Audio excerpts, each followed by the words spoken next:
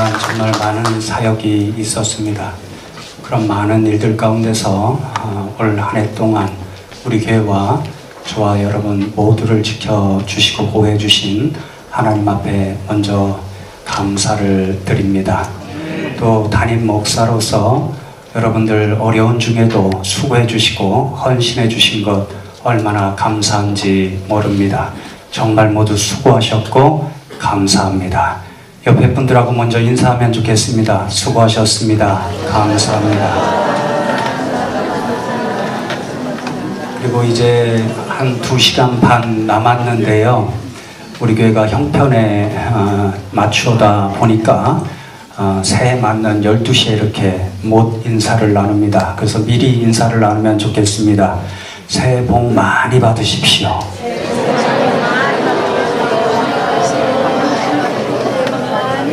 제가 가르쳐준 성경 방식의 새해 인사가 있죠. 우리 교회 새해 복덩어리 되십시오. 다시 한번 인사하겠습니다. 네, 저와 여러분만 복 받지 말고 세상에도 복의 통로가 되는 저와 여러분 되면 좋겠습니다. 송구영 씨는 옛 것을 보내고 새로운 것을 맞이한다라는 뜻인 것 우리가 잘 알고 있습니다. 이 말씀에 맞추어서요, 오늘 함께 읽은 사무엘상 말씀을 통해서는 2018년 이 떠나보내는 해에 우리가 무엇을 영적으로 돌아보아야 되는가, 그것을 잠시 함께 나누고요.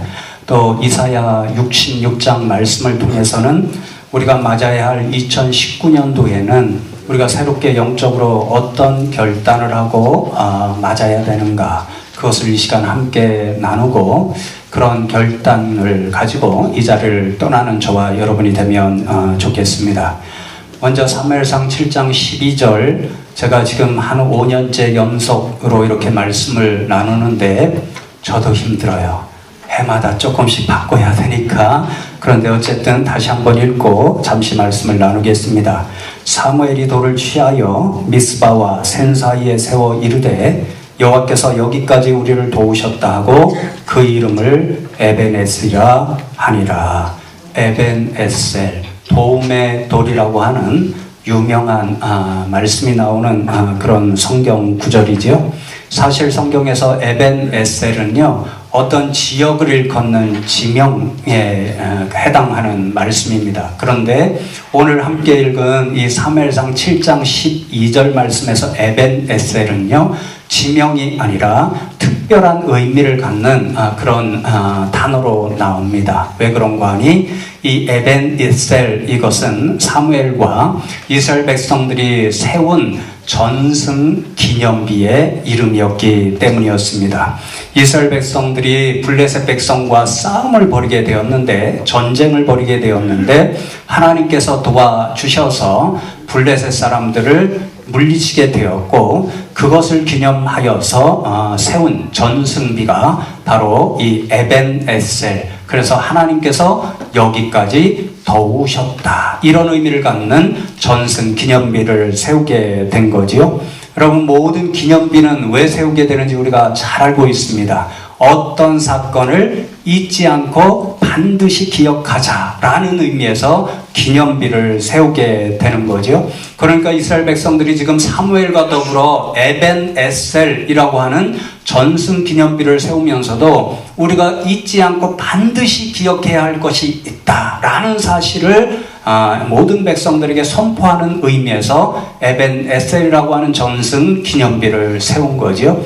여러분, 이 전승 기념비 앞에, 에벤에셀 앞에 설 때마다 이스라엘 백성들은 오늘 말씀에 비추어 보면요, 적어도 두 가지를 반드시 잊지 않고 기억하고 또 기억해야 했습니다. 첫 번째는 무엇을 기억해야 하는가 하면요, 우리가 사무엘상 7장 2절 읽지는 않았지만 제가 읽어드립니다. 궤가 언약궤지요. 하나님께서 주신 십계명 두 돌판이 대표적으로 들어있고, 그래서 그 언약궤는 하나님이 우리와 함께 하신다는 그런 표를 보여주는 엄청나게 귀한, 이스라엘 백성들에게는 가장 중요한 보물과도 같은 것이었습니다. 궤가 기럇 여아림에 들어간 날부터 20년 동안 오래 있은지라 이스라엘 온 족속이 여호와를 사모하니라. 그렇게 말씀합니다. 이스라엘 백성이 첫 번째로 기억해야 할 것, 에벤에셀이라고 하는 도움의 돌 앞에서 잊지 않고 또 기억하고 또 기억해야 할 것은요, 지난 20년 동안에 이스라엘 백성들에게 무슨 일이 있었는가, 그것을 기억해야 했습니다. 여러분, 사무엘상 4장 말씀에 보면요, 이스라엘 백성과 블레셋 백성이 전투를 벌인 것이 오늘 7장에 기록되어 있는데, 그 이전 20년 전에도 바로 블레셋과 또 전투를 벌였던 기록이 있습니다. 그때는 이스라엘 백성들이 블레셋 사람들과 전투를 벌일 때요, 우리가 반드시 이긴다, 우리는 승리한다, 그런 확신을 가지고 있었습니다. 왜 그런가 하니요, 하나님의 언약궤가 그들이 있었거든요. 한 번은 졌지만 두 번째 나아갈 때는요, 하나님의 언약궤를 메고 전투에 임하게 되었습니다. 그러니까 이스라엘 백성들이 당차게 나갔죠. 우리가 승리할 것이다, 그렇게 확신을 가지고 나갔고, 블레셋 백성들도 하나님의 언약궤가 이스라엘 백성들 가운데 들어온다, 이렇게 소식을 듣고요, 그 언약궤는 이스라엘 백성들이 믿는 하나님이 그들과 함께 하시고 그들을 위해서 싸워주신다라는 것을 표하기 때문에 우리가 질 수도 있어 라고 하는 두려움을 가지고 이스라엘 백성들과 전투를 벌이게 됩니다. 그런데 여러분, 결과가 어떻게 되었냐면요, 이스라엘 백성들이 완전한 패배를 당하고 말았습니다. 그들의 지도자였던 홈니와 비느하스는요, 그 자리에서 전사하고 말았고요, 이스라엘 백성들의 보물 1호였던 하나님께서 우리와 함께 하신다라고 하는 상징을 보여주는 그 언약궤도 블레셋 백성들에게 빼앗기고 말았습니다. 그래서 여러분, 이스라엘 백성들은요, 그 처절한 패배 앞에 엄청난 고통과 엄청난 굴욕의 시간을 자그만치 20년이나 보내야 했습니다. 여러분, 그 20년의 굴욕의 기간, 고통의 시간 동안에 이스라엘 백성들은 자신들을 돌아보는 그런 시간으로 삼았습니다.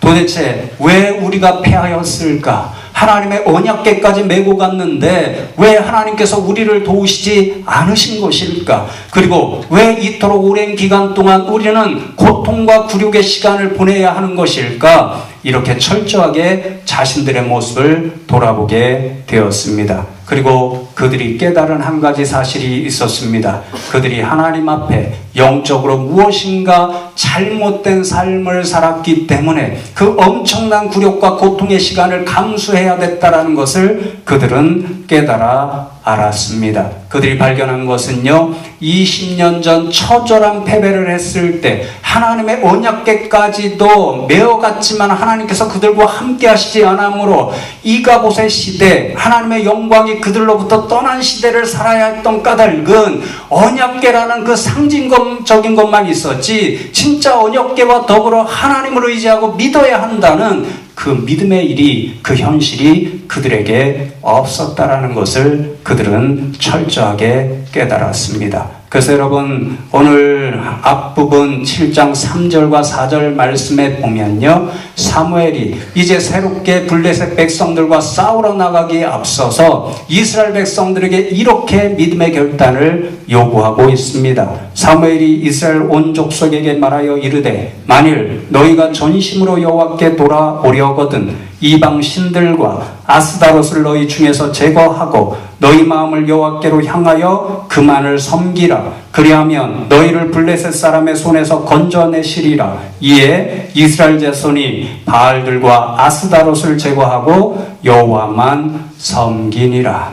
여러분, 20년의 굴욕의 시간과 고통의 시간을 만들었던 현실이 여기에 있었습니다. 이스라엘 백성들은 하나님이 선택하신 언약의 백성이었기 때문에 하나님만 믿고 섬겨야 했습니다. 그러나 그들 가운데는 하나님이 없었고요, 하나님을 대신하여서 우상들이 그들의 마음과 그들의 예배의식을 사로잡고 있었습니다. 그래서 사무엘은 이렇게 외치고 있죠. 너희들이 왜 20년 동안 그런 굴욕과 고통과 패배의 시간을 보내야 했는지 아는가? 너희들이 정말 믿고 의지해야 할 하나님을 너희들이 잊었기 섬겼기 때문이다. 하나님 대신에 우상을 섬기고 사랑했기 때문이다. 그러니 이제 그 모든 것을 내려놓고 하나님께로 돌아오라. 그렇게 선언하였습니다. 그 선포를 듣고 모든 백성들이 자신들에게서 우상 숭배하는 일을 다 내려놓았지요. 그리고 전심으로 하나님만 사모하면서 하나님만 섬기겠다는 믿음의 결단을 회복하게 됩니다. 그때 어떤 일이 생겼나요? 이가봇의 시대, 하나님의 영광이 떠나서 하나님께서 이스라엘 백성들과 함께 하시지 않으므로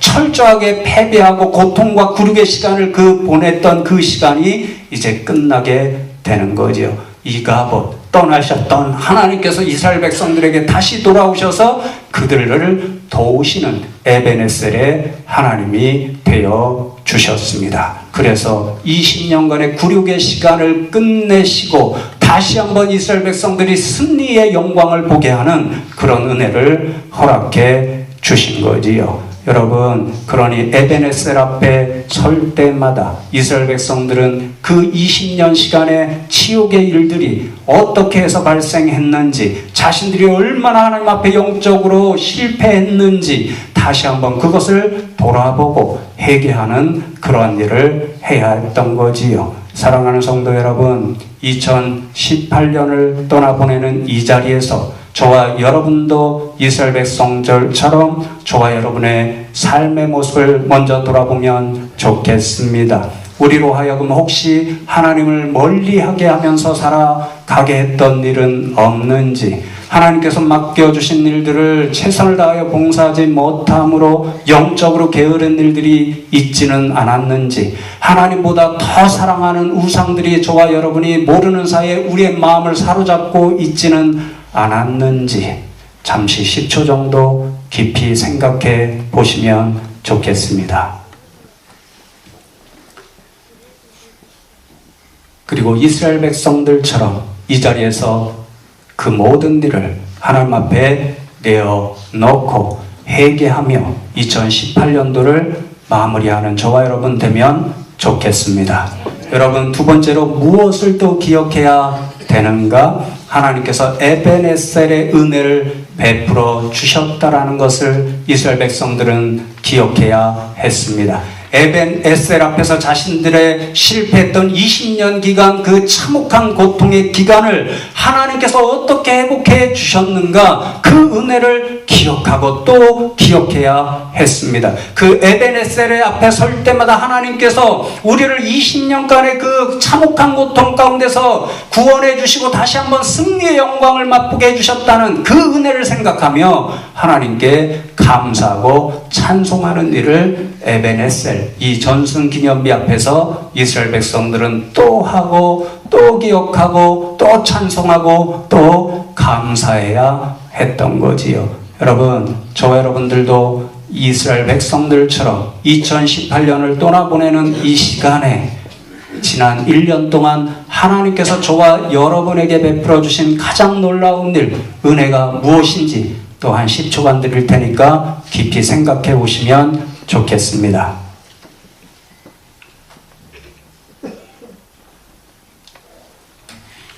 제 자신이 생각해 보았습니다. 저도요 10년이 됐습니다. 꼭 우리 숭실교회 담임 목사로 이렇게 사역한 지가. 근데 10년이 정말 은혜였다라는 생각이 들었습니다. 제가 여기에서 설교하고 있다는 것 자체가 은혜입니다. 왜 그런 거 아니에요? 제 두 아들 녀석을 보니까 저한테 약간의 유전적인 요소가 이어진 것 같습니다. 왜 그런 거 아니에요? 제가 어떤 일의 대표로 앞에 나가서 말하는 것, 발표하는 것 정말 못했습니다.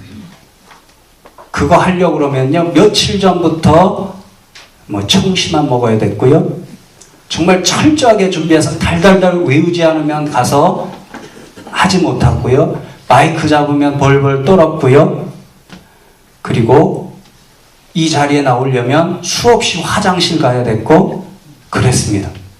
10년 동안 휴가간 한 두세 주 빼놓고는 한 주도 빼놓지 않고 이 자리를 지켰다는 것, 독감이 걸렸어도 마스크 쓰고 이 자리에 와서 설교했다는 것, 그걸 생각해 보니까요 너무 큰 은혜인 거예요. 그래도 설교 여러분들 알아들을 정도는 하죠? 네. 알아들을 정도는 하죠? 제가 무슨 말씀하는지 이해는 하죠?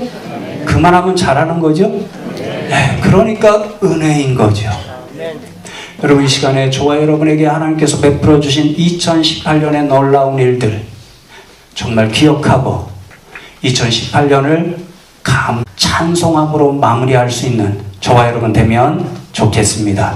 그래서 찬양대에서 오늘 얼마나 찬양을 잘해 주었는지 모릅니다.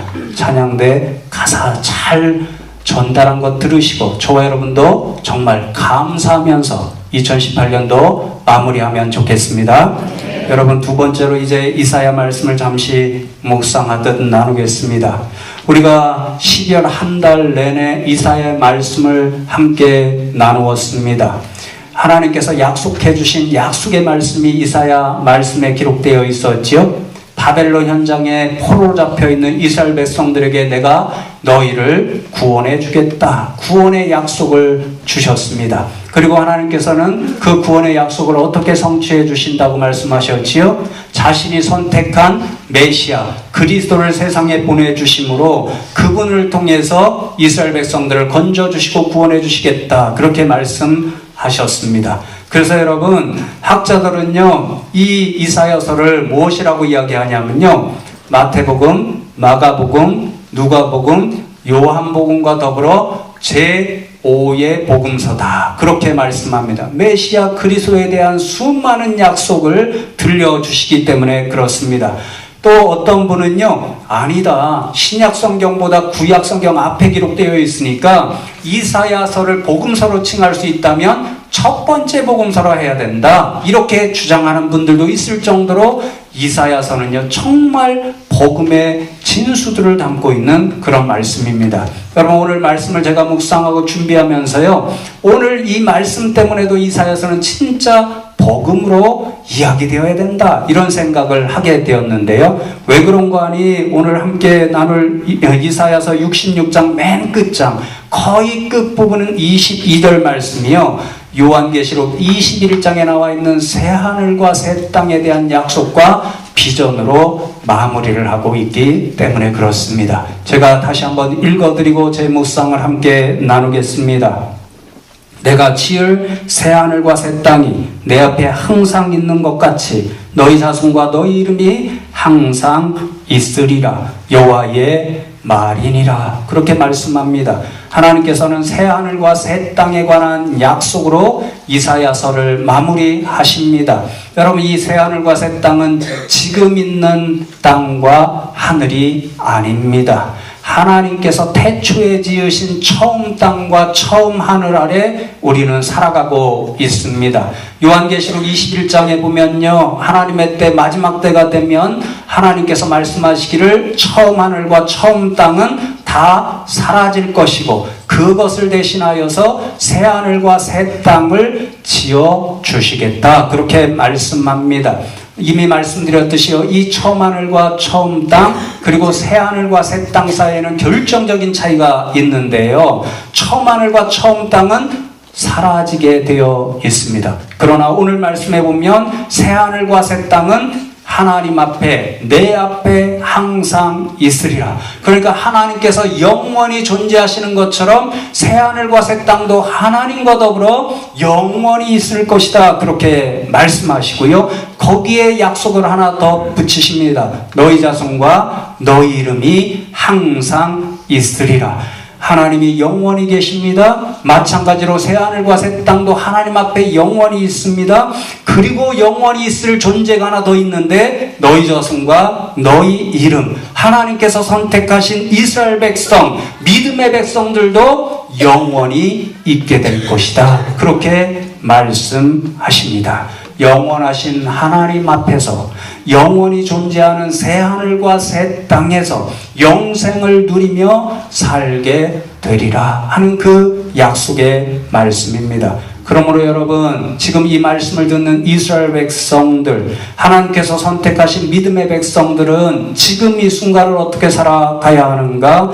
처음 하늘과 처음 땅에 속한 그런 세상의 백성들처럼 살아가면 되지 않고 영원토록 사라지지 않는 새 하늘과 새 땅의 백성으로 살아가야 된다. 그 말씀을 하나님이 들려주시는 거죠. 그래서 여러분, 제가 오늘 말씀의 제목을요, 여기까지 그리고 새롭게 이렇게 정했습니다. 2019년도 하나님께서 새롭게 허락하실 그 한 해 동안 하루하루를 새롭게 또 새롭게 살았으면 좋겠다 하는 제 소망을 담은 제목입니다. 어떻게 그렇게 우리가 매일 새롭게 살 수 있는가? 새 하늘과 새 땅의 백성으로 살아가면 된다.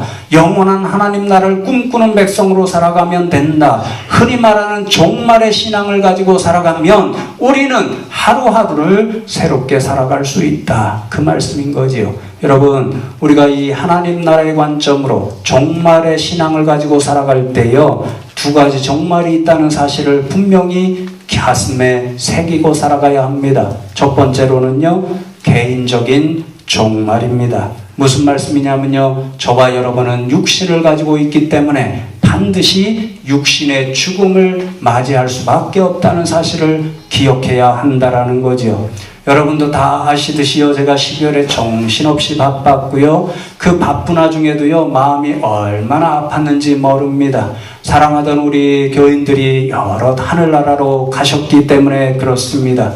그런데 여러분, 그렇게 힘든 와중에도, 마음이 아픈 와중에도 그 장례식에 나갔을 때마다 제가 깨닫고 또 기억하기를 원했던 것은요, 우리의 육신이 저런 것이구나.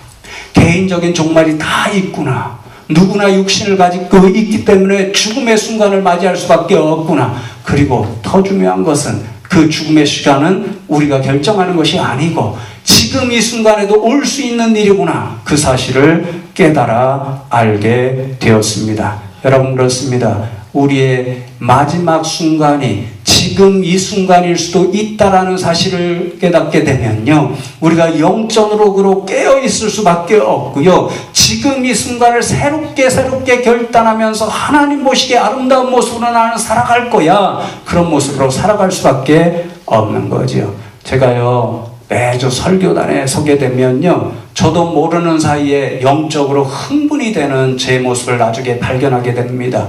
왜 그러냐면요, 매일 이 선교단에 서게 되면요, 오늘 이 설교가 김현수 목사의 마지막 설교일 수도 있어, 이런 생각도 하게 되고요, 또 이 자리에 나와 있는 여러분도 오늘 이 시간이 나로부터, 김현수 목사로부터 듣게 되는 마지막 설교일 수도 있어, 이런 생각을 하니까요, 이 한 번으로 영적인 승부를 내야 된다. 이 한 번의 설교를 통하여 저와 여러분이 정말 예수를 진짜 믿는 사람들로, 정말 이 순간 죽음을 맞이한다고 할지라도 하나님 앞에 가서 잘했다다 칭찬받는 그런 사람들이 되어야 된다. 이런 믿음이 있기 때문에 제가 가끔 영적으로 지금도 흥분했잖아요. 그런 흥분하게 된다는 것을 알아주시면 좋겠습니다. 왜요? 저희들에게 개인적인 종말이 지금 이 순간에 이를 수도 있다. 그런 믿음을 가지면요, 저와 여러분이 정말 하나님 앞에 이 순간 매일매일 하나님 보시기에 아름다운 삶을 살겠습니다 라고 하는 믿음의 결단을 할 수 있기 때문에 그렇습니다. 그래서 여러분, 다시 한번 권장로님의 장례식 끝나고 제가 말씀드렸던 것을 다시 한번 나누겠습니다. 권장로님이 은퇴식에서 말씀하신 것 기억하시면 좋겠다라고 제가 말씀드렸지요. 권장님이 그 은퇴식 말씀 준비하면서 제게 오셔서, 목사님, 제가 유언처럼, 일생을 돌아보면서 유언처럼 준비한 말씀이라고 그렇게 이야기해 주셨습니다. 젊은 시절에 방황하신 일이 있다라고 그렇게 말씀하셨고요. 그래서 젊고 힘이 있었을 때에 주님과 주님의 교회를 위해서 최선을 다하지 못한 그런 시간이 오래 있었다 말씀하셨습니다.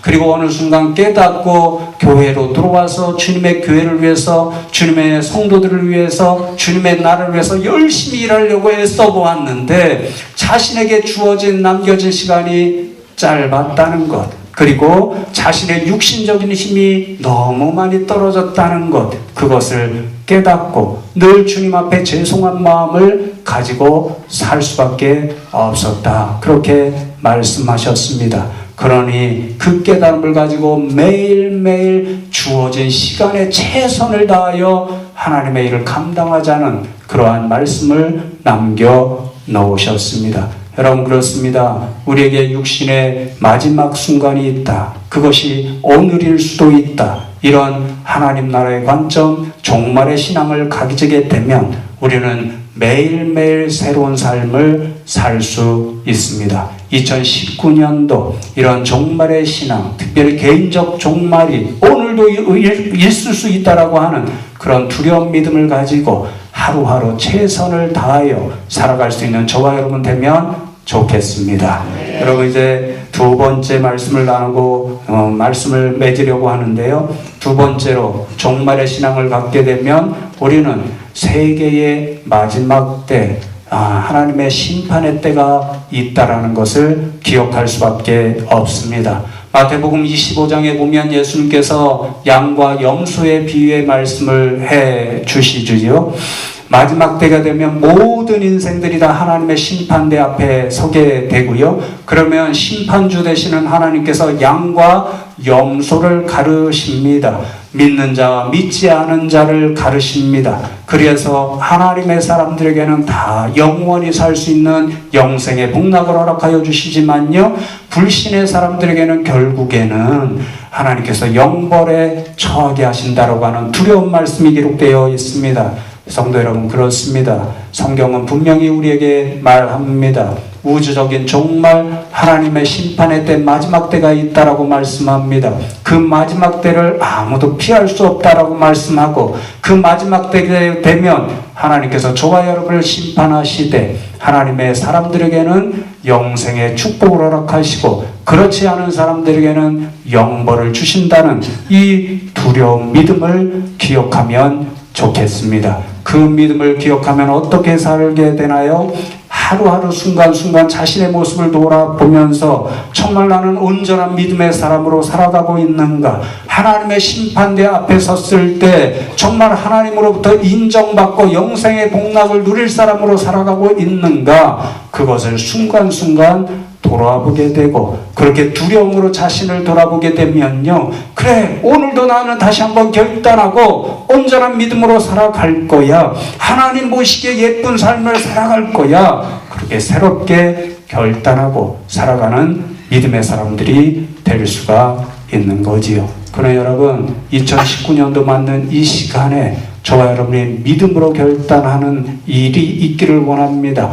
매일매일 종말의 신앙을 가지고 하나님 보시기에 아름다운 삶, 새롭고 또 거듭나는 그런 영적인 삶을 살아가는 저와 여러분 되면 좋겠습니다. 여러분, 그래서 한 가지 제안을 드립니다.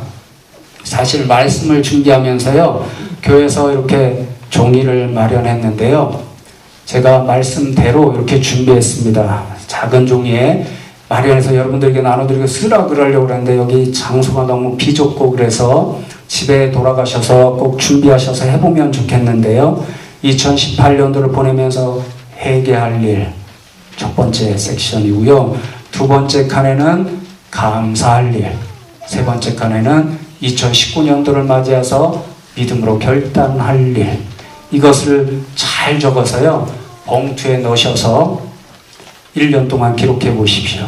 그리고 내년 2019년도 송구영신 예배 나오시기에 앞서서 꺼내 보십시오. 그럼 아마 느낌이 새로워질 겁니다. 교회에서 일부 마련해 놓았거든요. 나가시다가 봉투까지 넣어서 만들어 놓았으니까 받아가시면 좋겠는데 너무 제가 믿음이 없었습니다. 100통밖에 안 해놨습니다. 그래서 좀 양해를 하셔서 가정에서 하나씩만 가져가시면 되지 않을까. 그래서 여러분, 어쨌든 2018년도 저와 여러분이 이제 마지막 시간을 보내면서 하나님 앞에 우리의 잘못한 일이 있으면 내려놓으시고, 감사할 일은 감사하시고, 2019년도는 종말의 신앙을 가지고 매일매일 새롭게 하나님 앞에 예쁘게 살아갈 수 있는 저와 여러분 다 되시기를 주님의 이름으로 축복합니다. 오늘 말씀 생각하면서 잠시 2018년을 돌아보고 2019년도 생각하시면서 기대하면서 하나님 앞에 기도하면 좋겠습니다. 하나님, 2018년도를 돌아봅니다. 하나님께서 맡겨주신 모든 일들에 최선을 다하여 감당한다고 하였지만 부족한 일들이 많이 있습니다. 이 시간 부족한 것들을 내어놓사오니 하나님 용서하여 주시옵소서. 하나님 아버지, 또한 저희들 부족한데도 수없는 은혜로서 저희들을 지켜주신 것 감사하고 찬송과 영광을 올려드립니다. 하나님, 이제 새롭게 허락하신 2019년도에는 저희들에게 믿음을 주시고 또한 오늘 말씀 주신 대로 날마다 종말의 신앙을 가지고 하나님 앞에 예쁘게 새롭게 살아갈 수 있는 저희들 되게 하여 주시옵소서. 하나님, 믿음으로 잠시 한 목소리로 기도하며 나가겠습니다. 하나님, 감사합니다. 2018년도를 돌아보건대 모든 것이 하나님의 은혜였음을 고백합니다. 하나님 아버지, 참으로 하나님께서 맡겨주신 시간 동안에 저희들이 최선을 다하여서 모든 일들을 감당한다 하였지만 너무도 부족하고 연약한 것들이 많이 있습니다. 하나님 아버지, 이 시간 그 모든 부족한 것과 연약한 것들을 하나님 앞에 내어놓사오니 하나님의 은혜로서 용서하여 주시옵소서. 하나님 아버지, 그러함에도 불구하고 수많은 은혜로서 우리와 함께 하시고 우리 성도님들을 지켜주시고 또한 우리 교회를 지켜주신 것 감사를 드립니다. 하나님 아버지, 우리의 모든 마음을 모아서 하나님 앞에 감사와 찬송과 영광을 올려드리오니 하나님 기쁨으로 흠양하여 주시옵소서. 하나님 아버지, 또한 저희들에게 새로운 2019년도의 시간들을 허락하실 걸 믿고 소망하며 나갑니다. 하나님 아버지, 오늘 말씀 들려주신 대로 2019년도에는 저희들이 정말 하나님 나라의 신앙, 종말의 신앙을 갖고 살아가게 하여 주시옵소서. 그리하여 매일매일 새롭게 하나님 앞에 우리를 돌아보는 일이 있게 하여 주시옵고 정말 하나님이 원하시는 삶, 기뻐하시는 삶, 하나님 앞에 예쁘고 아름다운 삶을 살아갈 수 있는 저희 모두가 되게 하여 주시옵소서. 하늘 문을 여시고 2019년 한 해 동안에 하나님께서 우리 성도님들 각자에게 또한 그 가정 가운데, 생업 가운데, 자녀 가운데 복의 복을 허락하여 주시옵소서. 주여 도와 주시옵소서. 은혜와 사랑이 풍성하신 하나님 감사를 드립니다. 2018년도 한 해 동안에도 하나님께서 우리 성도님들과 우리 교회를 눈동과 자같이 지키시고 보호해 주신 것 감사를 드립니다. 하나님 아버지, 그렇지만 이 자리에서 하나님 앞에 부족하고 나약한 우리의 모습을 내어 놓을 수밖에 없습니다. 하나님께서 맡겨주신 일을 최선을 다하여 감당한다고 하였지만 저희들 가운데 너무도 부족함이 많이 있습니다. 이 시간 저희들의 부족함과 나약함과 모든 제약을 내어놓사오니 하나님 용서하여 주시옵소서. 하나님 아버지, 그러함에도 불구하고 하나님께서 은혜로서 우리 성도님들 한 분 한 분과 그 가정과 생업과 자녀들과 우리 교회를 지켜주신 것 감사를 드립니다. 그 모든 은혜를 생각하며 하나님 앞에 감사와 찬송과 영광을 올려드리오니 하나님 기쁨으로 흠양하여 주시옵소서. 하나님 아버지, 2019년 이제 새해를 주심을 또 기대하며 소망하며 나아갑니다.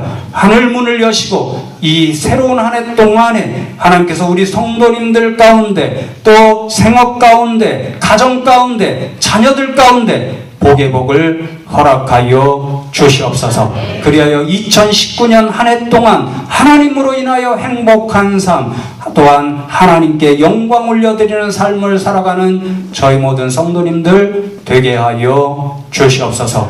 감사하고 예수 그리스도의 이름으로 기도하옵나이다. 아멘.